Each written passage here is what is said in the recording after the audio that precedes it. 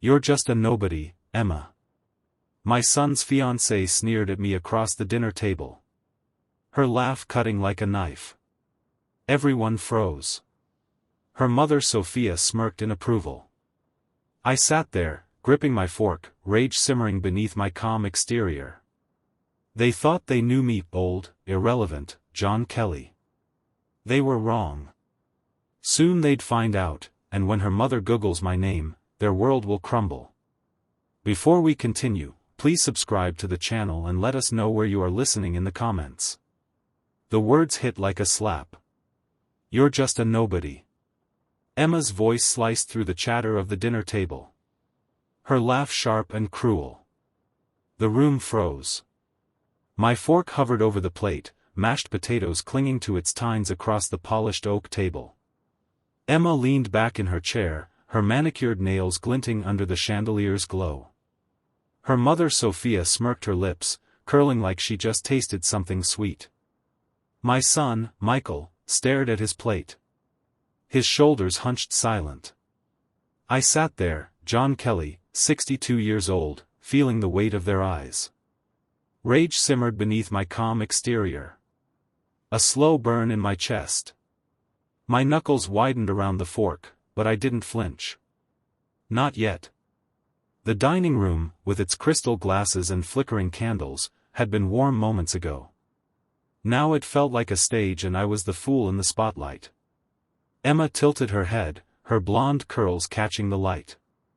What's it like, John? Sitting in your little house reliving your glory days. Her tone dripped with mockery. Each word a needle. I mean, Michael told me you used to wear those old suits to work. What were you? A clerk. Sophia chuckled, tapping her wine glass with a lacquered nail. Oh, Emma, be kind. Not everyone can keep up with the times. Some people fade. Her eyes flicked to me, cold and appraising like I was a piece of furniture. She decided to discard. Michael shifted in his seat, his fork scraping the plate. He didn't look up. My chest tightened. I wanted to reach across the table. Grab his shoulder, make him see me, but his silence cut deeper than Emma's words. My own son letting this happen. I set the fork down. The clink loud. In the stillness, every eye was on me. Emma's triumphant, Sophia's smug. Michael's averted.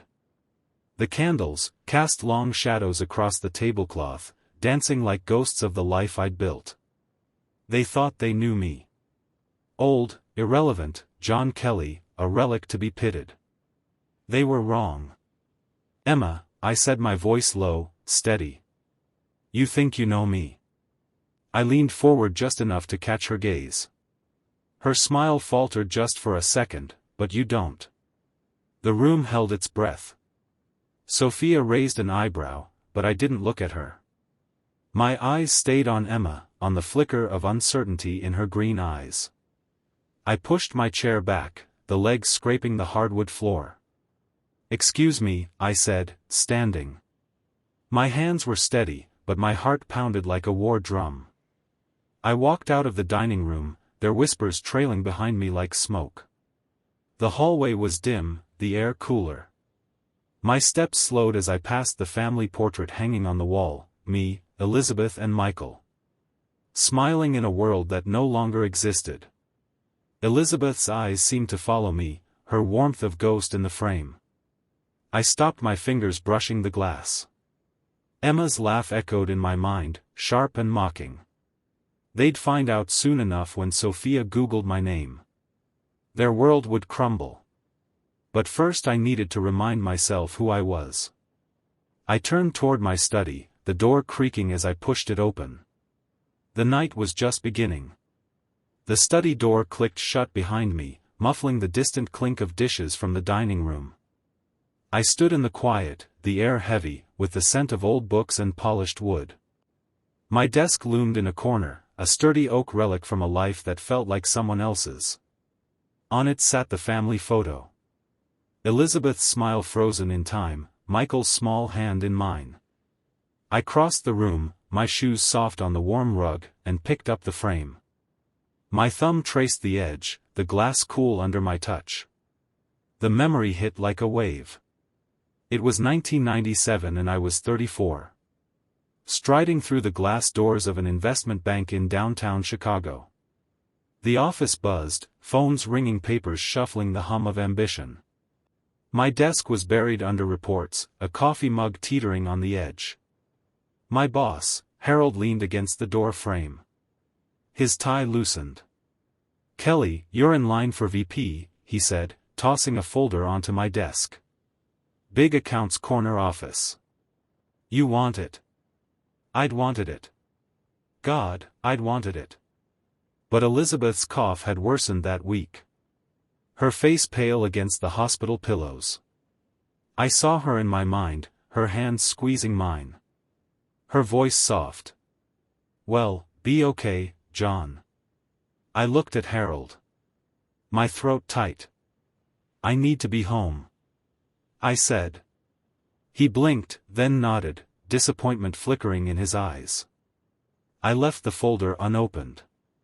The memory shifted. It was 2004, now our kitchen small and cluttered, the fridge humming in the corner.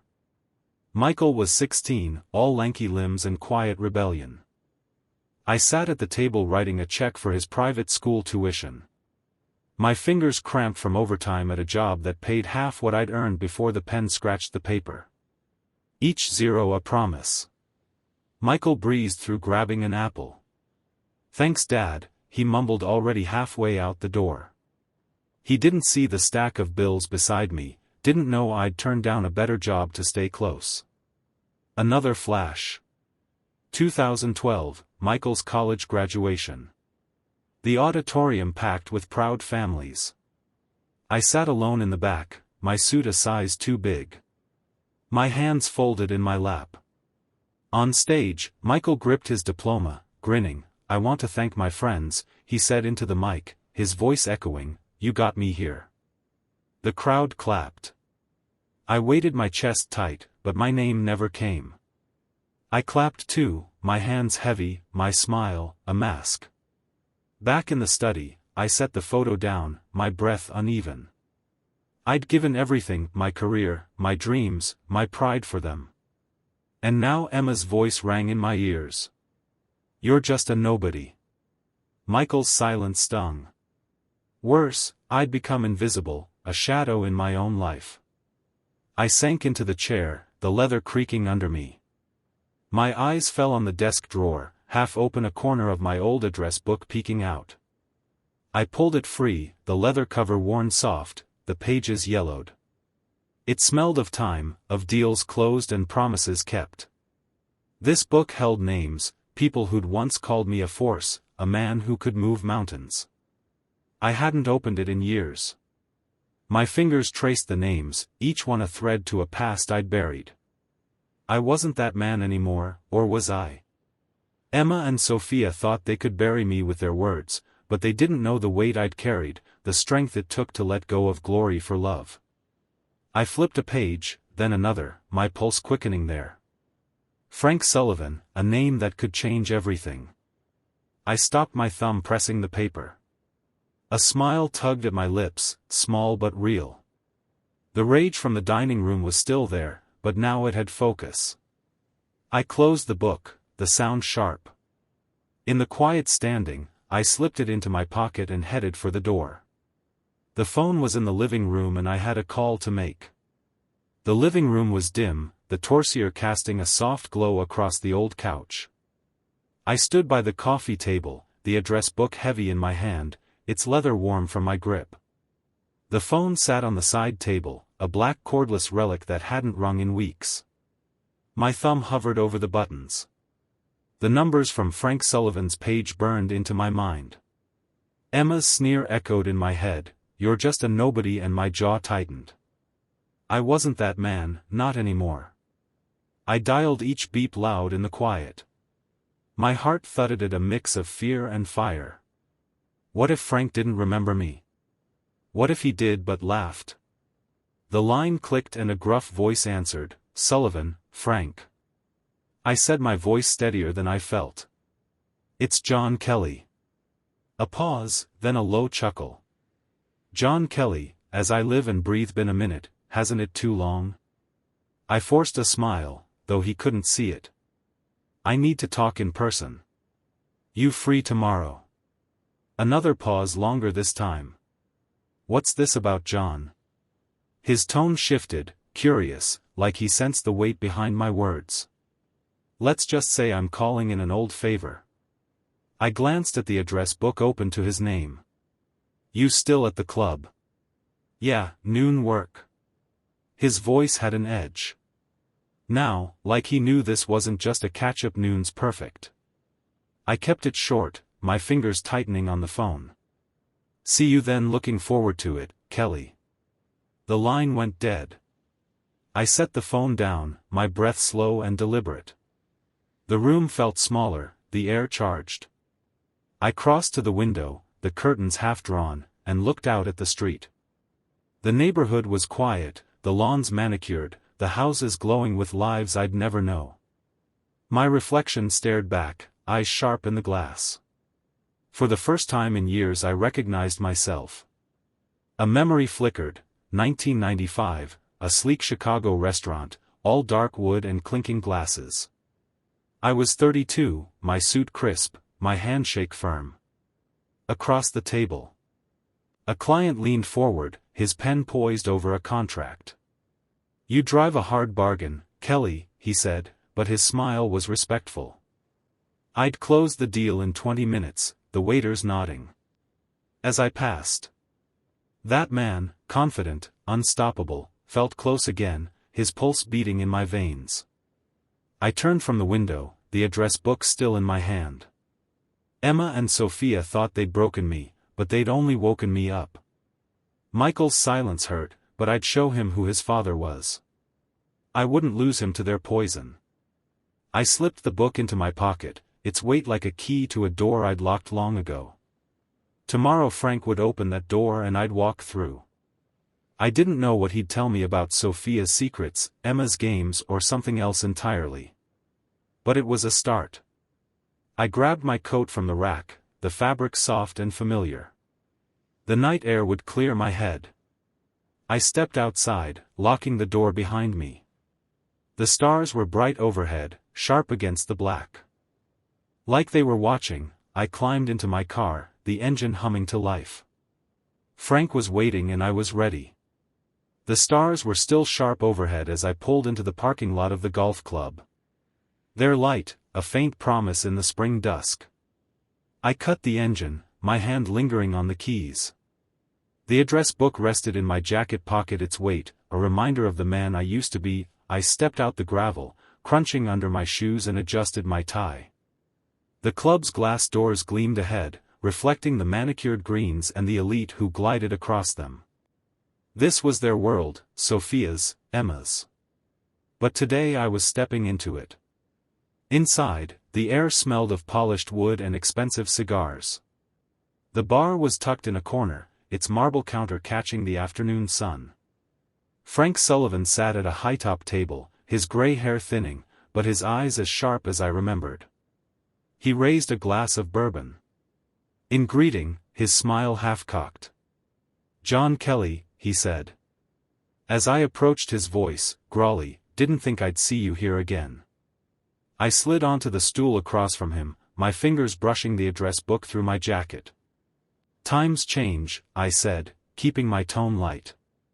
The bartender polished a glass nearby. His ears perked. I leaned in closer. I need your help, Frank. He swirled his drink. Ice clinking figured as much. What's got you? Crawling out of retirement, his eyes flicked over me, sizing me up like we were back in the nines closing deals over steak dinners. I lowered my voice. Sophia Wilson, Emma too there, involved with my son. The words tasted bitter. Emma's sneer, "You're just a nobody," flashed in my mind and my jaw tightened. Frank's brow lifted, but he didn't interrupt. I went on. They think they can walk over me. I need to know what I'm dealing with. He leaned back, glancing around the bar. A couple in Gulf whites laughed at the counter. Oblivious, Frank's voice dropped. Sophia's living on borrowed time. John, that big house second mortgage maxed out. She's been dodging creditors for months. He sipped his bourbon, eyes locked on mine. As for Emma, she's hunting. Your boy's trust fund is her ticket to the good life. My pulse quickened, but I kept my face still. Sophia's smug smile at the dinner table flickered in my memory. Her manicured nails tapping, her wine glass broke desperate, and Emma clinging to Michael like a vulture. I felt a spark of something. Anger, yes, but also clarity. They weren't untouchable. How bad is it? I asked, my voice low. Sophia's debt, Frank chuckled, but there was no humor in it. Bad enough that one wrong move could sink her. She's banking on Emma's marriage. To bail her out, he paused, his fingers drumming the table. You sure you want to play this game, Kelly? It's not the old days. I met his gaze, my hand slipping into my pocket to touch the address book. I'm sure he studied me, then nodded. All right, but you didn't hear this from me. He slid a business card across the table, the edge catching the sunlight. Call this guy. He's got details, bank records, the works discreet. I picked up the card, its surface smooth under my thumb, a key maybe to unlocking their facade. I pulled out my pen and jotted a note in the address book. The scratch of ink loud in my ears. The light from the bar's windows glinted off the glass table, sharp and clear like my thoughts. I wasn't just reacting anymore, I was moving. Thanks, Frank, I said, pocketing the card. I owe you. He waved a hand. His smile just don't get yourself in too deep. He drained his glass and stood clapping my shoulder. Good seeing you, John. I watched him go, his silhouette blending into the crowd of tailored suits and clinking glasses. My chest felt lighter, but my mind raced. Sophia's deaths, Emma's greed, pieces of a puzzle I could use, but Michael, would he see through them or turn away from me? The thought stung, but I pushed it down one step at a time. I stood the address book, a steady weight against my heart. Outside. The air was cool, the stars fading into the afternoon haze. I slid into my car, the business card in my hand. Its edges were crisp, promising answers. I turned it over, my eyes narrowing. The game was on and I was ready to play. The study was quiet, the desk lamp casting a warm pool of light across my laptop. The business card from Frank lay beside it, its corner sharp, a key to the door I was about to open. I leaned back in my chair, the leather creaking, and stared at the screen. The cursor blinked in an empty document waiting. Emma's voice echoed in my mind, "You're just a nobody," and a slow smile spread across my face, "Not tonight." I started typing the keys, clicking softly, a formal invitation to a charity auction addressed to Sophia Wilson. The words flowed easily: "Esteemed guest, honor of your presence. Keynote address." I chose each phrase carefully, crafting a trap she couldn't resist. Sophia, with her puffed-up pride, would leap at the chance to shine in front of Chicago's elite. But I knew what Frank had told me. Her accounts were dry, her facade, a house of cards, one public promise, one failed payment, and the whispers would start. My fingers paused, hovering over the keyboard. I pictured Sophia opening the envelope, her eyes lighting up at the embossed letterhead. I'd mocked up. She'd pin. "Maybe call Emma to brag, this is my moment," she'd say, her voice dripping with self-importance.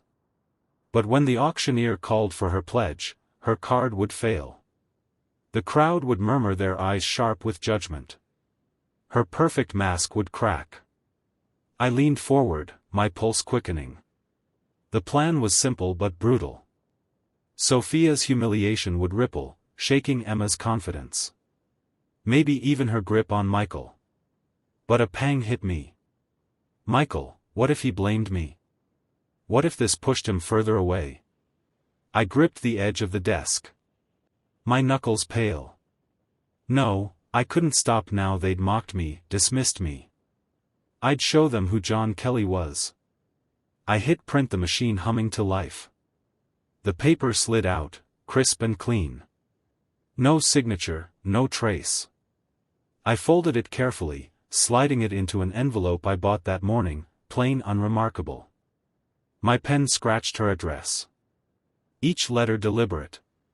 The envelope felt heavy in my hands like a grenade. With the pin half pulled, I stood the chair, scraping the floor, and glanced at the clock. Just past 6. The post box was a short walk and I wanted this done tonight. I slipped the envelope into my coat pocket and opened the study door. It creaked, a low groan that felt like the house itself was waking up. The hallway was dim, the family photo on the wall catching the light. Elizabeth's smile steadied me. This was for her too, for the life we'd built, the sacrifices they'd trampled outside. The air was crisp, the street lights buzzing faintly. The post box stood at the corner, its blue bulk solid. In the dusk, I walked quickly, my breath fogging in the March chill. The envelope pressed against my chest, a secret I was about to unleash. I reached the box, my hand on the handle, and paused. In my mind I saw Sophia again, her face paling, as she opened the letter, her fingers trembling. "Emma," she'd say, her voice bright. "With pride they've chosen me." She had no idea. I pulled the handle, the slot yawning open, the envelope dropped with a soft thud. Done. A rush hit me, part thrill, part guilt. I'd crossed a line and there was no going back. Headlights swept the street and I stepped into the shadows. A car slowed, Emma's sleek BMW unmistakable. My heart jumped. Had she seen me? The car rolled past, her silhouette vague through the tinted windows. I exhaled, my hands clenching. She hadn't stopped, but the sight of her so close lit a fire in me. This was just the beginning. I turned back toward the house. The night closing in, the game was moving and I was no longer the prey. The banquet hall's glow spilled onto the sidewalk as I approached the red carpet, leading to glass doors that reflected the city's skyline.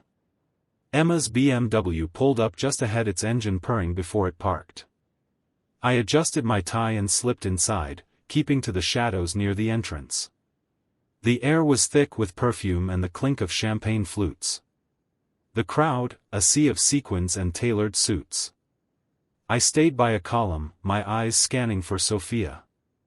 The trap was set and I was here to watch it spring. The hall was a spectacle, crystal chandeliers casting prisms on the walls, a string quartet humming in the corner. Sophia stood on a raised platform, her emerald gown catching the light. As she smiled at the podium, her voice carried, polished and proud. "This cause means so much to me," she said, her hands gesturing grandly. "I'm thrilled to pledge $50,000 tonight." The crowd clapped, but I saw the auctioneer's assistant frown, her tablet glowing. As she tapped the screen, my pulse quickened. I leaned against the column, my fingers brushing the address book in my pocket. The assistant whispered to the auctioneer, who stepped forward, his smile tight. "Mrs. Wilson," he said. His voice amplified. "There seems to be an issue with your payment." Sophia froze her hand mid-gesture. The room stilled. The quartet's notes fading. "An issue," she repeated, her laugh brittle. "That's impossible. Try it again." The auctioneer glanced at his assistant, who shook her head. "I'm sorry, ma'am. The transaction was declined." His words hung in the air, sharp as a blade. Whispers rippled through the crowd, heads turning. Sophia's face flushed, her eyes darting to the sea of faces. "This is a mistake," she snapped, her voice cracking. "I'll handle it later." The auctioneer nodded, but the damage was done. Guests leaned toward each other, their murmurs growing. I caught fragments, overextended, living beyond her means. Sophia gripped the podium, her knuckles white, her smile, a mask slipping fast in the corner. Emma pulled Michael aside, her face twisted with fury. "This is your fault." She hissed, her voice low but venomous. Your family's dragging us down. Michael's shoulders slumped, his hands raised in defense.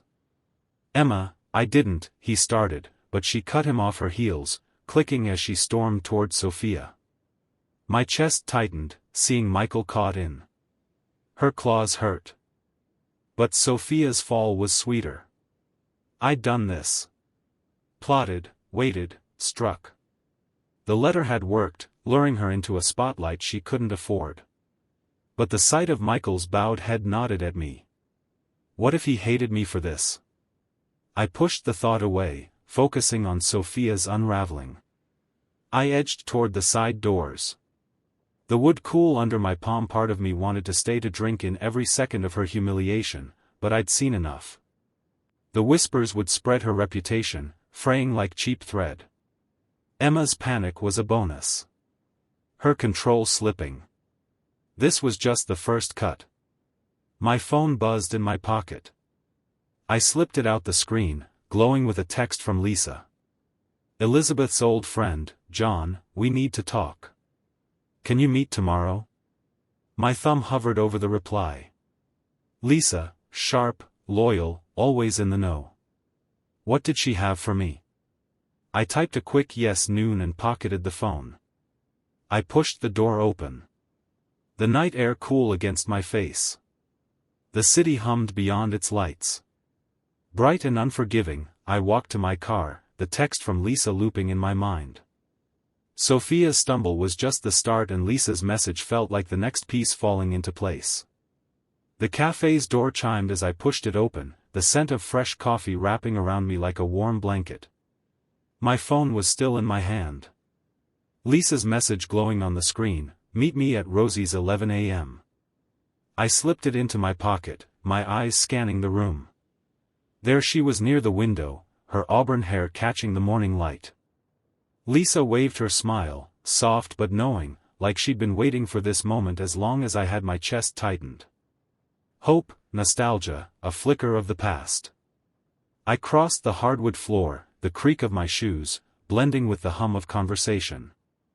The cafe was cozy, all wooden tables and mismatched mugs, sunlight streaming through tall windows. I slid into the chair across from Lisa, the warmth of the ceramic mug she'd ordered for me, grounding my nerves. You look good, John, she said, her voice gentle, like she was testing the waters. Thanks, I said, my fingers curling around the mug. It's been a while. Elizabeth's laugh flashed in my mind, her hand on Lisa's shoulder during those long-ago summer barbecues. I pushed the memory down. Focusing on Lisa's steady gaze, she leaned forward, her elbows on the table. I heard about the dinner, she said, her tone shifting sharper. Now, Emma's little stunt calling you a nobody in your own home. Her lips pressed thin and I saw the fire in her eyes, the same fire Elizabeth had when someone crossed her. I nodded, my jaw tight. She and Sophia think they've got me figured out, they're wrong. Lisa's smile returned, small but fierce. Good, because I've got something you'll want to hear. She glanced around, her voice dropping. Emma's, not just after Michael's money. She's tangled up with a guy, some low-life, who's been fleecing people for years. They're planning to use your son's trust fund to bankroll their scam. My breath caught, the mug suddenly heavy in my hands. Emma's sneer at the dinner table flashed back, her green eyes cold and calculating. I'd known she was greedy, but this a con artist pulling her strings. My pulse quickened, anger mixing with a strange relief. This was leverage, real leverage. How do you know? I asked, keeping my voice low. Lisa's eyes flicked to the window, then back to me. I've got friends who talk, people who see things. She paused, her fingers tapping the table. Elizabeth always said you were sharp. John said you could outsmart anyone. So what's your move? I leaned back, the chair creaking. The cafe's warmth felt distant. Now my mind racing. Emma's scam could ruin Michael, but if I played this right, it could ruin her. Instead we set a trap. I said, the words forming as I spoke, something she can't resist. A fake deal. Maybe get her to show her hand. Lisa's eyes lit up. I like it. I can pose as a go-between, feed her a story about a big investor. She's greedy, she'll bite. She reached into her purse and pulled out a faded photo, sliding it across the table. Elizabeth and Lisa laughing on a beach. Their hair whipped by the wind. For luck, she said softly. And because she'd want us to do this. I touched the photo, my throat tight. Elizabeth's smile was a lifeline, a reminder of why I was fighting. She would, I said, my voice rough. I slipped the photo into my pocket next to the address book. Who do we need to pull this off? Lisa's smile turned sly. I've got a name, old contact of yours actually. She handed me a napkin, her handwriting neat and precise. I glanced at it, keeping it angled from the other patrons, a name, but I didn't read it aloud. Not here, perfect, I said, folding the napkin and tucking it away. The plan was taking shape, Webb.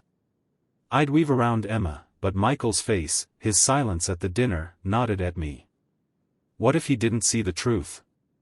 What if he chose her? I pushed the fear down, focusing on Lisa's steady gaze. We stood the table wobbling slightly as we pushed our chairs back outside the spring. Air was crisp, the street bustling with midday shoppers. As we stepped onto the sidewalk, something slipped from my pocket, a business card yellowed, with age fluttering to the ground. I bent to pick it up, my fingers brushing the familiar name. A slow smile spread across my face.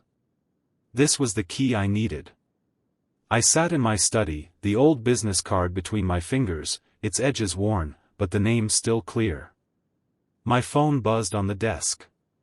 Lisa's message lighting up the screen in the office, she's here. My pulse jumped a steady thrum in my chest. Emma was walking into the trap and I was miles away orchestrating it all. The address book lay open beside me, a reminder of the man who'd closed deals with a handshake. That man was back. I leaned back, the chair creaking, and pictured the scene. Lisa had described a sleek Chicago office, all glass walls and polished steel, the kind of place Emma would feel at home. Lisa, posing as an investor's assistant, would be offering her a deal too good to pass up, a high-stakes venture that needed connected partners. Emma, greedy and blind, would take the bait. My phone buzzed again. She's talking, recording now. I exhaled, my fingers tightening on the card. Lisa was good, better than good. She'd play Emma like a fiddle and every word would be caught on tape. I stood pacing the study, the rug soft under my shoes. The air smelled of wood, polish and time, the family photo on the desk watching me. Elizabeth's eyes seemed to urge me on. I imagined Emma in that office. Her blonde curls perfect, her smile all charm. I know just the person she'd say, tossing out the name of her con artist partner, like it was a business card. She wouldn't suspect Lisa's hidden recorder, wouldn't see the net closing. The thought sent a thrill through me, but a shadow followed. Michael, if I sent him this recording, would he believe it, or would he cling to Emma, shutting me out for good? My steps slowed, my hand brushing the address book. Elizabeth had always believed in me. I had to trust Michael would too. Another buzz got it. She named him Vincent Cole, sending you the file. My heart leaped. Vincent Cole, a name I could use a thread to pull. I opened my laptop, the screen glowing in the dim room. The file arrived, a tiny audio clip that held Emma's downfall. I didn't play it, not yet. Instead, I pulled a blank envelope from the drawer and slipped a USB drive inside. No note, no signature. Michael would get it anonymously delivered to his office tomorrow. I sealed the envelope, my hand steady, but my mind racing. Emma's voice.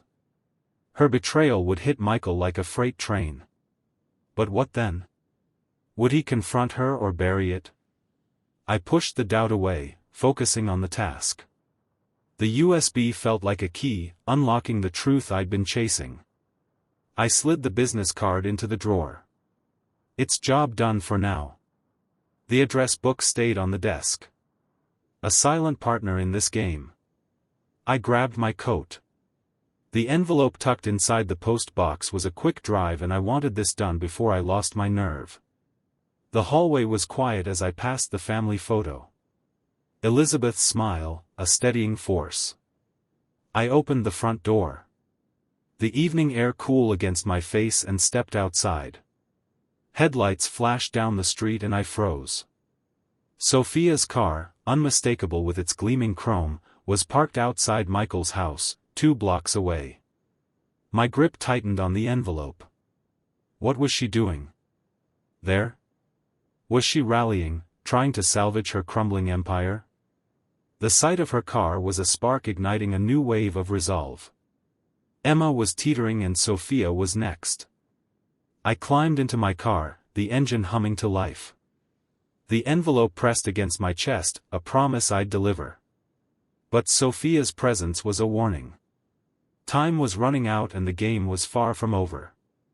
Sophia's car gleamed under the street light, its chrome bumper, a stark contrast to the quiet of Michael's suburban street. I stood in the shadows, my breath shallow, the envelope with the USB still in my coat pocket. From inside Michael's house raised. Voices spilled out, Sophia's sharp and frantic, cutting through the evening air. My plan had hit her hard and she was flailing. I edged closer, the grass damp under my shoes, and pressed myself against the hedge. The words were clear now, and they were about me.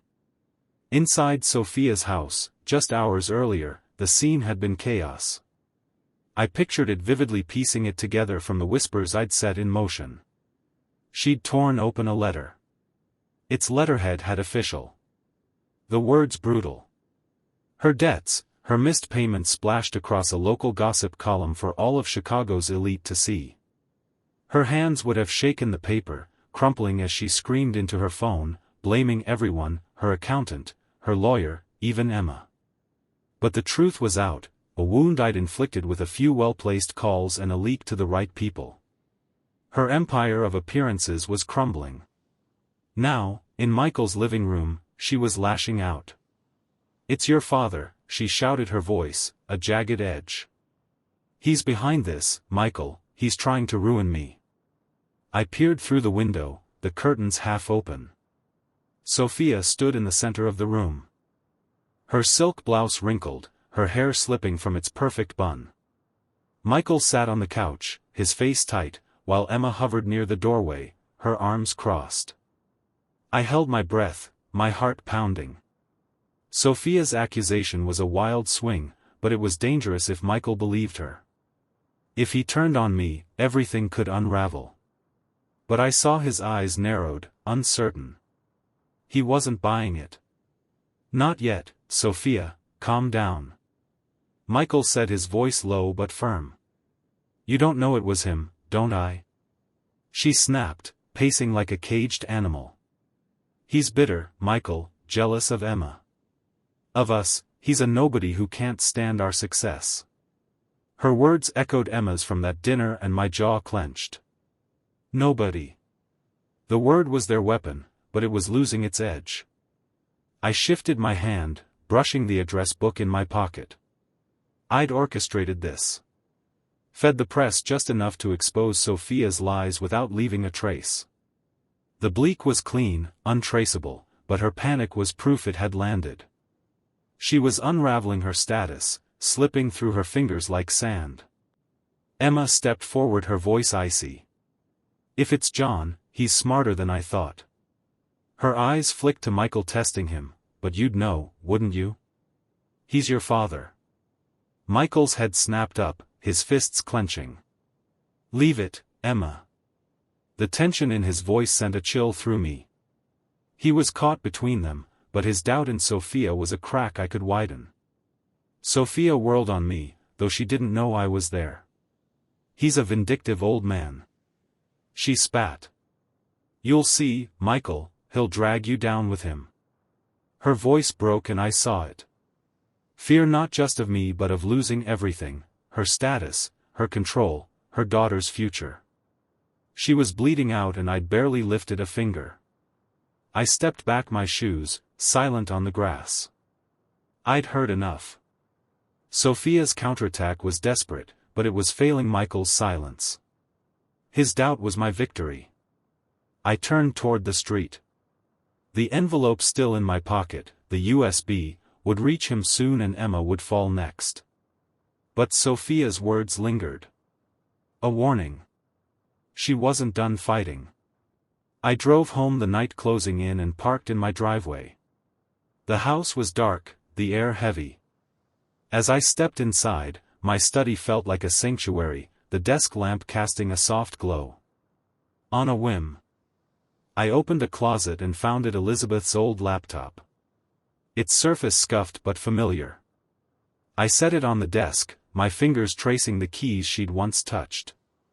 Something told me it held answers, pieces of the past I'd need for the fight ahead. I powered it on the screen, flickering to life. The study was hushed, the glow of Elizabeth's old laptop casting shadows on the walls. Its hum filled the silence, a faint reminder of her presence. I sat at the desk, my fingers hovering over the keys. The address book opened. Beside me. The screen flickered, showing a folder labeled family, her files, her memories. My chest tightened, but before I could open it, my phone buzzed. Lisa's name flashed. I answered, my voice low. What's happening? Sophia's losing it. Lisa said, her tone sharp, with excitement. She's at home, digging through your past, Googling you like her life depends on it. A pause, then a soft laugh. She's about to find out who you really are. I leaned back, a slow smile spreading across my face. The image was vivid, Sophia, her perfect nails clicking frantically on her keyboard, her eyes wide. As she uncovered the truth, I could almost see her perched in her opulent office, the chandelier above her dimmed by her panic. My past decades in the investment bank deals that shaped Chicago's skyline sacrifices for Elizabeth and Michael was no secret to those who looked. But Sophia and Emma hadn't looked. They'd seen only a tired old man, a nobody. Now the truth would hit like a tidal wave. I pictured her screen articles about my early career, my name in bold next to million-dollar contracts, a profile in a local paper praising my quiet charity work after I'd stepped away from the spotlight, a photo of me at a gala, Elizabeth on my arm. Her smile brighter than the flashbolts. Sophia's world, built on status and lies, would crumble as she realized her mistake. Thanks, Lisa, I said, my voice steady. Let me know how it lands. I hung up my gaze, drifting to the laptop. I clicked the family folder revealing photos and letters, but my mind was on Sophia. I saw her now, her face paling. As she scrolled, her coffee cup forgotten, spilling on her desk. She'd thought me irrelevant. A shadow to mock. Now she'd see the man who'd outplayed her. Hours later I stood in Michael's living room. The air thick, with tension. The family photo from my house seemed to echo in the one on his mantel. Us years ago. Smiling, Sophia and Emma stood before me, their faces strained. Michael lingered by the couch, his eyes flickering between us.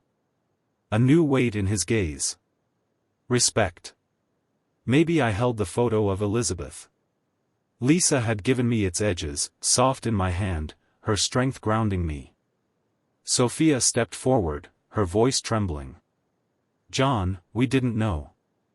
She said, her usual poise, gone your career, your life. We misjudged you. I'm sorry.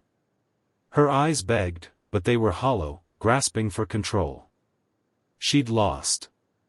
Emma nodded, her hands, twisting a bracelet. I was wrong, John. She said, her voice small, forced. I didn't mean to hurt you. Can we start over? I looked at them. Their words thin as paper. Emma's sneer from the dinner table. You're just a nobody rang in my ears. Sophia's smirk, her cruel dismissal, burned in my memory. They weren't sorry. They were scared, cornered by their own failures. I tightened my grip on the photo. Elizabeth, smile, a shield. You saw what you wanted to see. I said, my voice cold, cutting through there. Please, you mocked me, humiliated me in my own home. Apologies, don't erase that. Sophia flinched her lips, parting, but no words came. Emma's eyes darted to Michael seeking rescue, but he stayed silent, his jaw tight. I saw it. Then a shift in him, a dawning realization. He was seeing me, really seeing me. For the first time in years, my heart ached. But I stood firm, the address book in my pocket. A quiet ally, John. Please, Sophia tried again, her voice cracking. We can make this right. I shook my head, stepping toward the door. It's too late for that. My eyes met Michael's, and for a moment we held each other's gaze. There was pain there, but also something new, understanding. I turned my hand on the door knob and walked out. Lisa was waiting by my car. Her arms crossed. Her smile soft but knowing. The evening air was cool, the street lights buzzing faintly. You did it, John. She said, her voice warm. They're done now, what? I paused, the photo still in my hand, Elizabeth's presence steadying me. Now, I said, we talk about what's next. Lisa nodded, gesturing to her car. I followed, my steps lighter, the night opening before us like a new chapter. The park was quiet, the morning sun filtering through budding trees casting dappled light on the path. I sat on a bench beside Lisa, a paper coffee cup warming my hands. The air smelled of fresh grass and spring. A world waking up. Lisa's presence was steady, her shoulder brushing mine as we talked. Her voice a soft anchor after the storm. She'd been waiting by my car last night. Her offer to talk pulling me here to this moment of calm. After the chaos, Emma's gone, Lisa said, sipping her coffee. She broke off the engagement this morning, packed her things and left Michael's place. Her eyes met mine. A spark of triumph in them. And Sophia, she's a ghost now. The country clubs blacklisted her and her so-called friends won't return her calls. I nodded, the weight of it. Settling in, Sophia's empire, built on borrowed money and borrowed time, had collapsed. Emma's schemes, her con artist partner exposed, had crumbled under the truth. I'd sent Michael on that USB. I'd won. But the victory was bittersweet. Michael's silence at the dinner table. His bowed head as Emma and Sophia tore into me, still stung. I wanted him back, not just his respect. Lisa set her cup down, her hand, resting on the bench. You're quiet, she said. Her tone gentle. What's on your mind? I looked at the coffee steam curling in the cool air. Michael, I said. I got their respect, Lisa, but I don't know if I've got him. My voice was rough, the fear I buried, rising. What if he can't forgive me for this? She touched my arm, her fingers light but firm. Give him time, John, he's seeing you now, really seeing you. That's a start. Before I could answer, my phone buzzed, a text from Michael. Dad. Can we talk at the house, please? My heart jumped, hope and dread tingling in my chest. I showed Lisa the screen and she smiled. Go. She said, he's ready. I drove to Michael's house. The streets familiar but heavy with memory. His front door was open. When I arrived, the living room, warm, with morning light.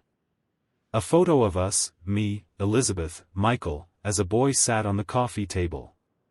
Its frame polished like he'd been looking at it.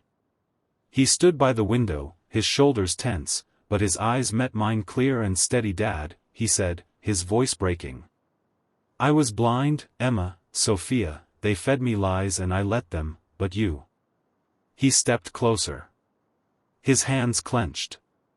You were always there, sacrificing everything. I didn't see it. I'm sorry. The words hit like a wave, washing away years of distance.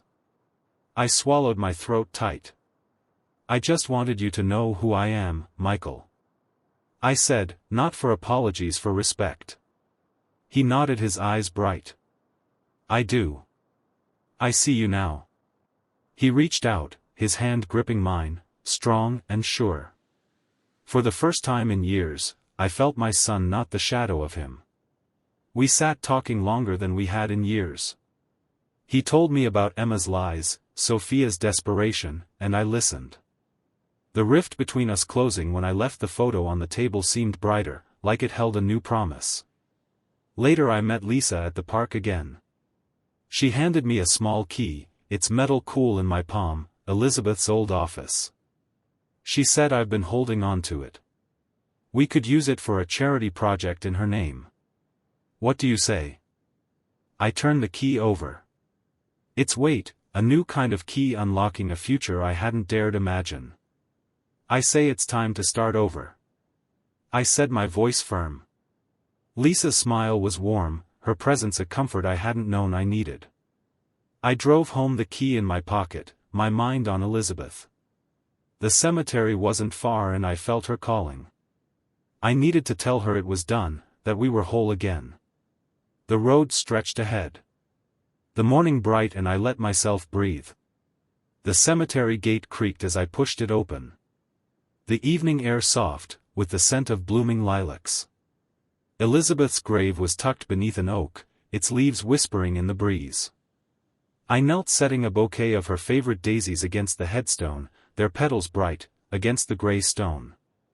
The key to her old office was heavy in my pocket, a promise I'd carried here. I touched the headstone, the granite cool, under my fingers and let the words come. I did it, love. I said, my voice low, meant only for her. I showed them Emma. Sophia, they're gone, Michael's back, and he sees me now. My throat tightened, but I smiled. You'd be proud, Elizabeth. I fought for us. The sunset painted the sky in hues of gold and pink, its light softening the edges of the world. I sat back, the grass damp beneath me, and let the memories flood in the dinner. Emma's cruel laugh. Sophia's smirk. They'd thought me nothing, a relic to discard, but I'd unraveled their lies piece by piece. The USB I'd sent Michael, exposing Emma's con, the leak that bared Sophia's deaths. Lisa's help, her sharp mind, turning my plans into reality. It had been a war and I'd won. Sophia was a pariah. Now her name, a whisper of scandal in the circles she'd once ruled. Emma, stripped of her charm and her engagement, had slunk away, her schemes in tatters. I didn't gloat, not aloud, but the justice of it settled deep, a quiet satisfaction. They'd underestimated me and it had cost them everything.